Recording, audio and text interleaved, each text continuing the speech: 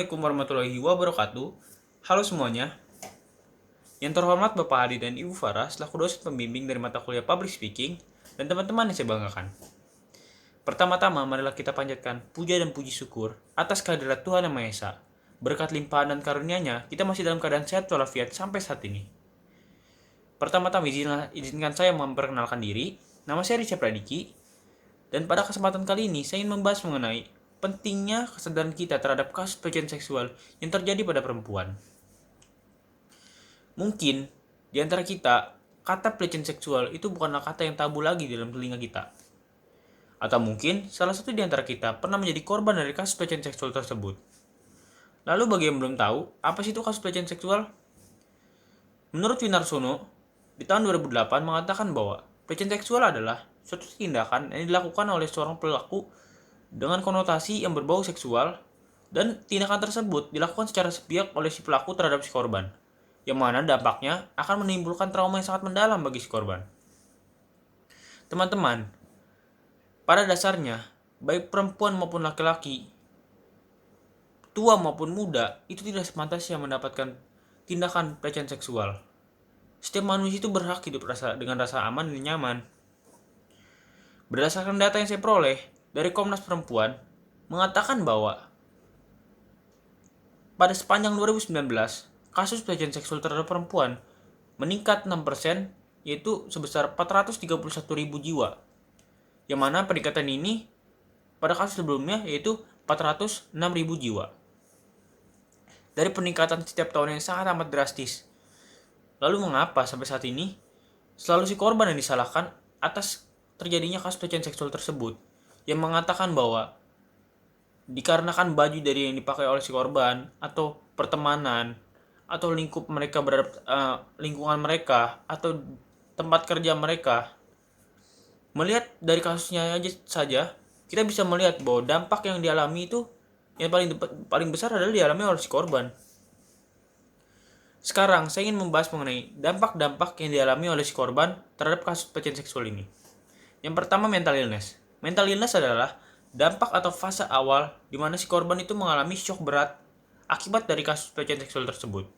Dan yang kedua, yaitu depresi dan insecure. Si korban akan merasa bahwa dirinya sudah tidak suci lagi dan akan menjauh dari lingkungan sekitarnya. Dan yang ketiga yang paling parah, bunuh diri. Korban akan tidak segan-segan untuk menghabisi dirinya sendiri untuk menghilangkan nyawanya karena sudah merasa dirinya sudah tidak ada artinya lagi. Melihat dari dampak yang sangat parah tersebut, seharusnya sudah ada tindakan tegas dari pemerintah mengenai kasus pelecehan seksual ini. Dan kita lihat juga peningkatannya setiap tahun itu selalu meningkat secara drastis. Dan menurut saya, tindakan yang harus dilakukan pemerintah yaitu dengan mengesahkan, salah satunya mengesahkan RUU PKS. Bagi yang belum tahu RUU PKS itu apa? RUU PKS itu adalah suatu tindakan dari pemerintah berupa hukum dalam rangka untuk mencegah serta meminimalisir kasus pelecehan seksual itu semakin meningkat setiap tahunnya.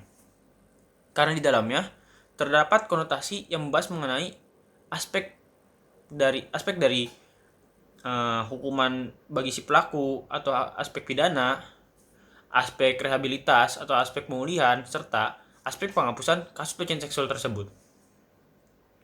Lalu apa aja sih yang ada dalam kasus pelecehan seksual RUU PKS itu selain perlindungan terhadap si korban, terhadap aturan yang mengatur terhadap penegak hukum. Melihat dari kasus-kasus yang sering terjadi, bahwa kebanyakan penegak hukum mungkin masih beralasan bahwa kasus pelecehan seksual ini terjadi akibat si korbannya sendiri.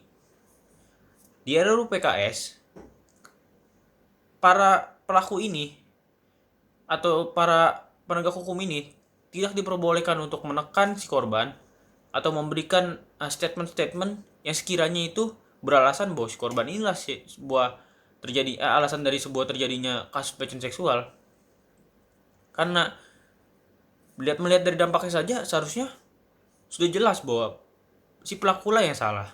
Dan apapun bentuknya atau apapun itu alasannya, pelecehan seksual itu bukanlah kasus yang harus dibenarkan. Jadi menurut saya dapat disimpulkan dari speech saya ini bahwa kasus pelecehan seksual ini udah bukan lagi hal yang remeh-temeh dan hal-hal yang kecil. Sudah harusnya ada tindakan tegas dari pemerintah mengenai kasus pelecehan seksual ini. Dan bagi para korban yang pernah mengalami kasus pelecehan seksual, ayo kawan-kawan untuk stop untuk insecure atau sampai menghabis diri kalian. Karena pada hakikatnya atau pada dasarnya, semua ini adalah salah si pelaku dan tidak sepantasnya kasus pelecehan seksual itu terjadi dengan alasan apapun. Baik itu dengan cara kita berpakaian, baik dengan cara kita berteman, memiliki lingkungan pertemanan, atau kita bekerja di mana, itu tidak menjadi alasan bagi setiap orang itu mendapatkan tindakan pelecehan seksual. Mungkin hanya segitu saja speech dari saya. Ayo teman-teman, kita stop pelecehan seksual dan mari kita sahkan RUU PKS. Sekian pidato dari saya. Kurang lebihnya mohon maaf. Saya Risya Pradiki, pamit undur diri. Wassalamualaikum warahmatullahi wabarakatuh.